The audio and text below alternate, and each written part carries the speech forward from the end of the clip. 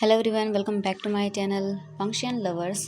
और आज मैं आपके साथ hidden mask beauty legend fan fiction का नेक्स्ट पार्ट शेयर करने वाली हूँ। तो इससे पहले वाले पार्ट में हमने देखा था कि हमारे जैन के साथ क्या हुआ था। उसका एक पेनफुल फास्ट था जिसकी वजह से उसने अपने डैड को खो दिया था और अब वो अपने चेहरे पर एक मास्क का यूज़ करता है जिस वजह से कोई भी उसके चेहरे को नहीं देख पाता। लेकिन जैन की आइज़ बहुत ब्यूटीफुल थी और उस मास्क से आई शो होती थी जिसमें वो बहुत ब्यूटीफुल लगता था।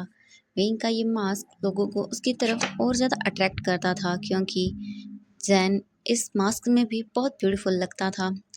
जैन अपनी क्लास को छोड़ के अब कैंटीन एरिया के अंदर आ जाता है और वो वहाँ बैठकर अकेला अपने लंच को करने लगता है। तभी जैन देखता है कि उसे काफ़ी सारा शोर सुनाई दे रहा है। जैन मुड़कर पीछे की ओर देखता है। ईबो वहाँ पर आ रहा था और उसके पीछे काफ़ी सारी गर्ल्स भी थी जो ईबो का पीछा कर रही थी और बार-बार ईबो को टच करने की कोशिश कर रही थी। ईबो बस उनकी ओर स्माइल करते हुए देख रहा था और उन गर्ल्स के साथ वो फ्लर्ट कर रहा था।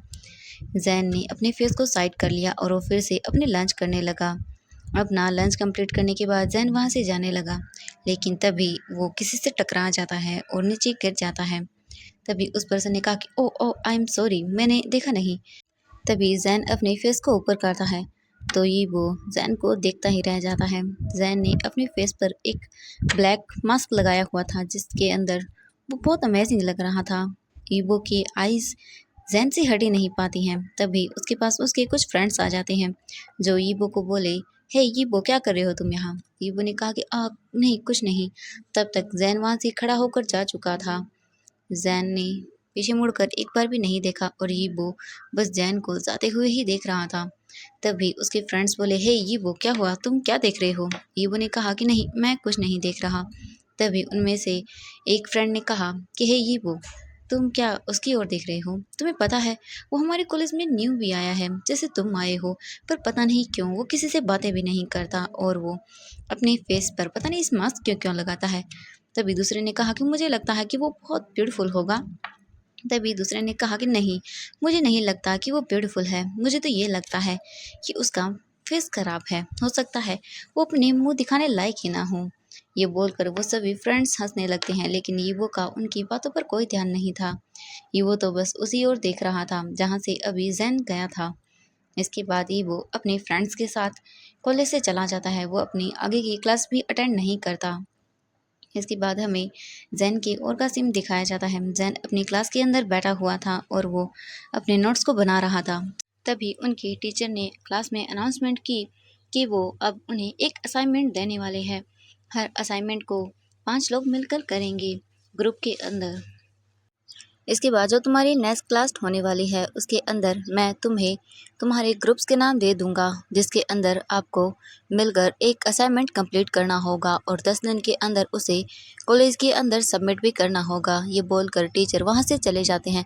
इसके बाद क्लास के जितने भी स्टूडेंट थे वो एक दूसरे से बातें करने लगते हैं और बोलने लगते हैं कि हमारे ग्रुप के अंदर कौन होगा। हर एक लड़की यही चाहती थी कि वो यीबो के साथ वर्क करे, लेकिन जैन का इन सब की बातों पर कोई ध्यान नहीं था। वो फिर से अपनी बुक्स को कलेक्ट करता है और वो क्लासरूम से बाहर आ जाता है।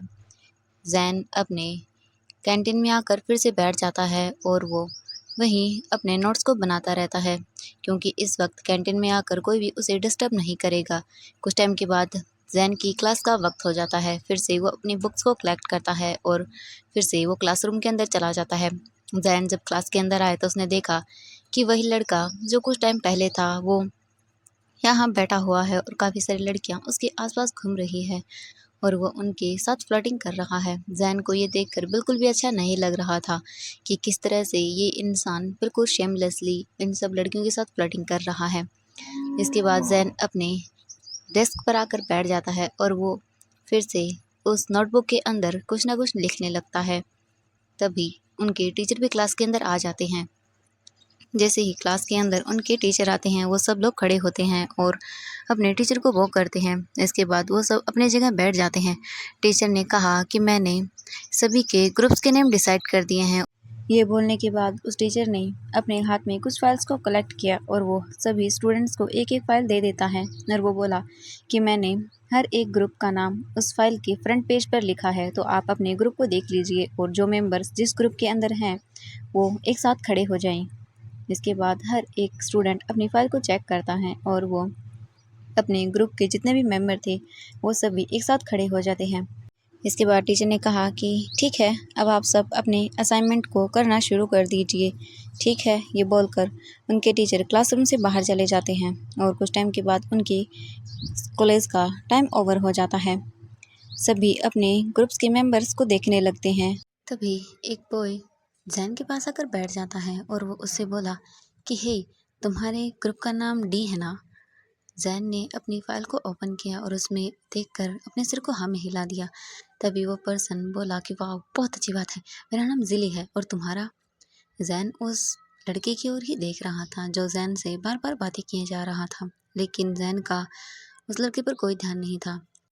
जैन यहाँ किसी से भी बातें नहीं करना चाहता था, इसीलिए वो उस लड़के से कोई बात नहीं कर रहा था, लेकिन वो लड़का फिर से जैन से बातें करने लगता है। जेली ने कहा कि क्या हुआ, तुम मुझे अपना नाम क्यों नहीं बता रहे हो? अब तो हम एक ग्रुप है ना, हमें साथ में एक प्रोजेक्ट भी करना है। तभी जैन ने कहा कि मेरा नाम जैन है। जेली जैन की ओर ही देखने लगता है और अपने हाथ को उसकी ओर आगे करते हुए बोला कि हेलो जैन, मेरा नाम जिली है, तो क्या हम फ्रेंड्स बन सकते हैं? जैन तो बस जिली की ओर ही देख रहा था। कुछ टाइम के बाद जैन ने कुछ सोचा और फिर उसने कहा कि ठीक है। जैन थोड़ा सा हिचकिचा रहा था जिली से हाथ मिलाने के अंदर, पर जिली ने खुद ही जैन का हाथ पकड़ा और उसके हाथ को पकड़कर टाइटली हिलाने लगा और वो बोला कि ठीक है, आज से हम दोनों फ्रेंड्स हैं। तो जैन, क्या तुम्हें पता है हमारे ग्रुप में और कौन कौन है? जैन ने अपने सिर को ना में हिलाया कि उसे नहीं पता कि और उनके ग्रुप में कौन है। तभी एक लड़की बोली, यीबो, क्या तुम्हें पता है और कौन तुम्हारे ग्रुप के अंदर है? क्योंकि सभी को अपने ग्रुप के लोग मिल चुके हैं, सिर्फ तुम्हें ही नहीं। तुम एक ही हो, तुम्हें किसी ने आगे नहीं कहा? यीबो ने कहा, नहीं स्वीटी, मुझे किसी ने भी नहीं कहा है, तो मुझे नहीं पता कि मेरे ग्रुप के और मेंबर्स कहाँ हैं। इसके बाद यीबो ने अपने फेस पर एक डबल सी स्माइल ली और वो बोला कि अभी दिखाता हूँ मैं तुम्हें बेबी, यीबो क्या कर सकता है। इसके बाद यीबो जल्दी से टीचर की टेबल के पास गया और उस पर खड़ा हो गया और वो बोला कि अब सब लोग मेरी तरफ ध्यान से देखो और मुझे बताओ कि डी ग्रुप के और 4 मेंबर्स कहाँ हैं। ये बोलकर वो क्लास के सभी स्टूडेंट्स की ओर देखने लगा। तभी जिली ने जब ये सुना तो वो बोला कि मैं हूँ। तभी यीबो ने जिली की ओर देखा। फिर जिली ने कहा कि और मेरे साथ जैन भी है। ये बोलकर वो जैन की ओर इशारा करता है।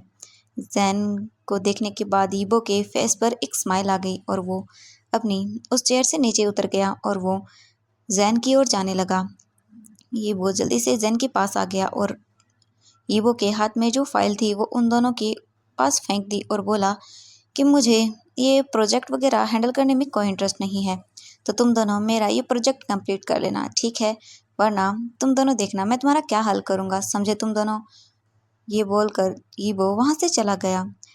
जैन और जिली तो दोनों ही हैरान थे कि ये किस तरह का पर्सन है, ये ऐसे कैसे कर सकता है किसी के साथ भी।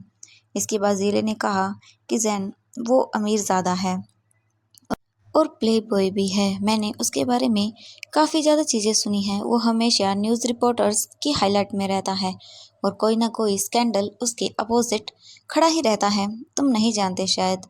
जैन ने कहा कि हाँ, मैं नहीं जानता क्योंकि मैं नया हूँ यहाँ। जिले ने कहा कि ओह अच्छा, तभी मैं सोचूं तुम्हें उसके बारे में इतना पता क्यों नहीं है।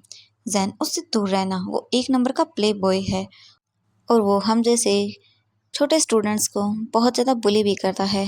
मैंने सुना है कि वो पहले जिस कॉलेज के अंदर था उसने वहाँ के कुछ स्टूडेंट्स को इतना ज़्यादा बुली किया कि वो अपने आप को मारने तक की कगार पर आ चुके थे। वो अपने आप को मारने की कोशिश कर रहे थे। जैन, मैं चाहता हूँ कि हम उससे दूर ही रहें, भले ही वो हमारे ग्रुप में है, पर मुझे लगता है कि हमें चुपचाप उसे उसका प्रोजेक्ट करके दे देना चाहिए, वरना अगर वो हमसे इस बात का बदला लेगा तो नहीं, मैं उसका टॉर्चर सहना नहीं चाहता। मैंने सुना है जिस कॉलेज में वो पहले था वहाँ के कुछ स्टूडेंट्स ने सुसाइड करने की भी कोशिश की है। नहीं, मैं वो सब चीज़ें नहीं चाहता, इसलिए मैं उसका प्रोजेक्ट बनाने में हेल्प कर दूँगा, मुझसे ये नहीं होगा। जैन भी इन सब चीज़ों से थोड़ा डर गया था क्योंकि वो ये सब चीज़ें सहन नहीं कर सकता था। इसीलिए उसने चुपचाप उन दोनों फाइल्स को कलेक्ट किया और वो वहाँ से जाने लगा। तभी वहाँ जाते हुए कुछ लड़कियाँ आपस में बातें कर रही थीं कि ओ नो, हमें ईबो के साथ ये प्रोजेक्ट एक साथ करने को नहीं मिला। कितना गलत बात है ना। मुझे तो पता भी नहीं कि इस प्रोजेक्ट में हमें करना क्या है। यही सब चीज़ें जैन सुनते हुए जा रहा था। तभी एक लड़की ने कहा कि हे, क्या तुम्हें पता है, आज मैं ईबो के साथ क्लब जाने वाली हूँ। वो मुझे बाहर क्लब में ले जा रहा है। तुम्हें पता है, मैंने सुना है कि वो हर किसी के साथ नाइट स्पेंड करता है। दूसरे ने कहा कि क्या सच में? उसने कहा कि हाँ, मैंने सुना है। वो जब भी किसी को अपने साथ क्लब लेके जाता है तो उसके साथ अपनी नाइट को स्पेंड कर ही लेता है। दूसरे ने कहा कि वाह, ये तो बहुत अच्छी बात है, फिर तो कल मैं भी उसे कहूँगी कि मुझे क्लब लेके जाए। तो दूसरे ने कहा, क्या सच में? तो उसने कहा कि हाँ, इतना हैंडसम बॉय कहाँ मिलता है, अगर वो हमारे साथ एक नाइट भी स्पेंड कर ले तो। वैसे भी वो बहुत अमीर है। दूसरे ने कहा कि हाँ, ये तो है। जैन को ये सब सुनकर बहुत ही इरिटेटिंग फील हो रहा था। उसे ये सब चीज़ें डिस्गस्टिंग लग रही थी। इसके बाद जैन चुपचाप अपने कॉलेज से अपने घर आ जाता है। जैसे ही जैन अपने घर आया तो उसकी मॉम उसी का वहीं वेट कर रही थी। जैन के आते ही उसकी मॉम ने कहा कि जैन, तुम्हारे कॉलेज का फर्स्ट डे कैसा था, क्या तुमने एंजॉय किया? जैन अपने फेस के मास्क को उतारते हुए बोला कि हाँ मॉम, आज का दिन बहुत अच्छा था, मैंने बहुत एंजॉय किया। जैन ये सब चीज़ें झूठ बोल रहा था क्योंकि उसे आज बिल्कुल भी अपने कॉलेज के अंदर इंटरेस्ट नहीं आया। पता नहीं क्यों उसे ये सब चीज़ें अच्छी नहीं लग रही थी। लेकिन जैन अपनी मॉम को दुखी नहीं देखना चाहता था, इसीलिए उसने बोल दिया कि हाँ, उसने आज का डे बहुत एंजॉय किया। इसके बाद जैन अपनी मॉम के साथ वहीं हॉल में बैठ जाता है और अपनी मॉम से कुछ देर बातें करता है। इसके बाद वो अपने रूम के अंदर चला गया। फ्रेश होकर जैन नीचे आया और वो एक साथ अपने डिनर को कंप्लीट करते हैं। अपने डिनर को कंप्लीट करने के बाद जैन अपने रूम के अंदर वापस चला गया और वो अपने प्रोजेक्ट को कंप्लीट करने के लिए फाइल्स को निकाल लेता है। कुछ ही टाइम के अंदर जैन अपने आधे वर्क को कंप्लीट कर लेता है और वो फाइल को बंद करके वहीं रख देता है और फिर वो बेड पर लेट जाता है और अपनी आइज़ को बंद कर लेता है। कुछ टाइम के बाद जैन को नींद आ जाती है। इसके बाद हमें अगली मॉर्निंग का सीन दिखाया जाता है। कॉलेज के अंदर सभी लोग आ रहे थे। तभी उनकी नज़र एक नोटिस बोर्ड पर जाती है जहाँ पर लिखा हुआ था कि आज कॉलेज में कोई क्लासेस नहीं होंगी। आज उनका छुट्टी का डे है, जिस वजह से आज वो कॉलेज के अंदर अपने प्रोजेक्ट को कंप्लीट कर सकते हैं और उनके कॉलेज के अंदर एक बहुत बड़ा इवेंट होने वाला है जिसके अंदर जो स्टूडेंट्स पार्टिसिपेट करना चाहें वो आ सकते हैं। अब हमें कॉलेज के ग्राउंड का सीन दिखाया जाता है जहाँ पर ईबो अपनी बाइक लेकर बहुत ही स्पीड से आता है और वो आकर अपनी बाइक को रोकता है। जैसे ही कॉलेज के लोगों ने ईबो को देखा तो वो भागकर उसके पास आ गए। ईबो के काफ़ी सारे फ्रेंड्स भी थे जो उससे बातें करने लगते हैं। तभी उसके एक फ्रेंड ने कहा कि ईबो, तुम्हें पता है आज हमारी क्लासेस नहीं होने वाली हैं और हमें वही बोरिंग सा हमारा प्रोजेक्ट वर्क करना होगा। ईबो ने कहा, क्या? नहीं यार, मुझे वो सब नहीं करना, वैसे भी मैंने अपना प्रोजेक्ट किसी को दे दिया है, वो कंप्लीट कर देंगे। तभी उसके फ्रेंड्स ने कहा कि वाह, हम जानते थे कि ये वो कभी भी ऐसा कुछ नहीं करेगा। तो ये वो स्माइल करते हुए बोला कि हाँ बिल्कुल, मैं प्रोजेक्ट क्यों करूँ जब इतने सारे लोग हैं मेरा प्रोजेक्ट करने के लिए। इसके बाद ही वो और उसके फ्रेंड्स क्लासरूम के अंदर आ जाते हैं और वो वहीं कुर्सियों पर और टेबल्स पर आराम से लेट जाते हैं। तभी उसके एक फ्रेंड ने कहा कि हे ये हम बोर हो रहे हैं, चलो ना हम कुछ खेलते हैं। तभी ये वो ने कहा कि अच्छा, क्या खेलना है बताओ। तो तभी एक ने कहा कि ओके ठीक है, क्यों ना हम बॉटल्स वाला गेम खेलें। इबो ने कहा, क्या? ये कौन सा गेम है, ये बहुत बोरिंग है, मैंने देखा है। तो दूसरे ने कहा कि नहीं, हम इसे इंटरेस्टिंग कर देते हैं, हम एक काम करते हैं, जिसकी और भी बॉटल स्विंग होके आएगी उसे एक काम को करना ही होगा जो दूसरा उसे बोलता है। इबो ने कहा, ये कौन सा इंटरेस्टिंग है, ये तो पहले वाला ही है। तो उसने कहा हाँ, बस हमारे पास यही है, चलो नहीं वो खेलते हैं। तो ये वो ने भी कहा कि ठीक है चलो। इसके बाद वो एक बॉटल्स को लेते हैं और उस बॉटल को स्पिन करने लगते हैं। काफ़ी बार उसके फ्रेंड्स की बारी आती है और वो एक दूसरे को वर्क करने के लिए बोल देते हैं जो कि बहुत ही ज़्यादा डेंजरस थी। किसी ने किसी फ्रेंड को छत पे चढ़ने के लिए बोल दिया, किसी ने कुछ करने के लिए, किसी ने तो कहा कि जाओ उस लड़की को किस करके आओ, और उन्होंने किया भी। इसके बाद हमारे ईबो की बारी आती है। जैसे ही ईबो की बारी आई तो उसके एक फ्रेंड ने कहा कि ओह वाओ, मुझे लगता है ईबो, हमें तुमसे कुछ इंटरेस्टिंग कराना चाहिए। ईबो ने कहा, क्या? तभी उसके एक फ्रेंड ने डेविल से स्माइल दी और वो बोला कि मुझे पता है कि हमें तुमसे क्या कराना है। इसके बाद ईबो बोला कि हाँ जल्दी बोलो, मुझे क्या करना होगा। तो उसके फ्रेंड ने कहा कि ओके ठीक है, अभी इस गेट से जो भी पर्सन अंदर आएगा तुम्हें उसे किस करना है, वो बॉय हो या गर्ल हो या हो सकता है टीचर भी हो, उसे कोई मैटर नहीं है, जो भी अंदर आए तुम्हें उसे किस करना है, और वो भी उसके लिप्स पर। ईवो ने कहा क्या? उसने कहा कि हाँ देख लो, अब कोई भी आ सकता है, क्या तुम्हें मंजूर है? ईवो ने कहा कि चलो ठीक है, मुझे मंजूर है। इसके बाद उसके सारे फ्रेंड्स वहीं गेट के पास खड़े हो जाते हैं और सभी वेट करने लगते हैं कि कौन आए। तभी वो देखता है कि एक पर्सन गेट की ओर आ रहा है। तभी यीबो के सभी फ्रेंड्स ने कहा हे यीबो रेडी ओके, ये बोलकर वो सभी वहाँ से थोड़ा साइड हट गए और यीबो वहाँ बीच में खड़ा हुआ था। यीबो ने अपनी आंखों को बंद किया और वो जल्दी से उस पर्सन को वॉल पर पुश करता है और उसके लिप्स पर उसे किस करने लगता है। जैन इन सब चीज़ों से शॉक हो गया था। उसने जल्दी से ईबो को खुद से दूर किया और उसके फेस पर एक स्लैप लगा दिया और बोला तुम बहुत डिस्गस्टिंग हो। ये बोलकर जैन वहाँ से चला गया।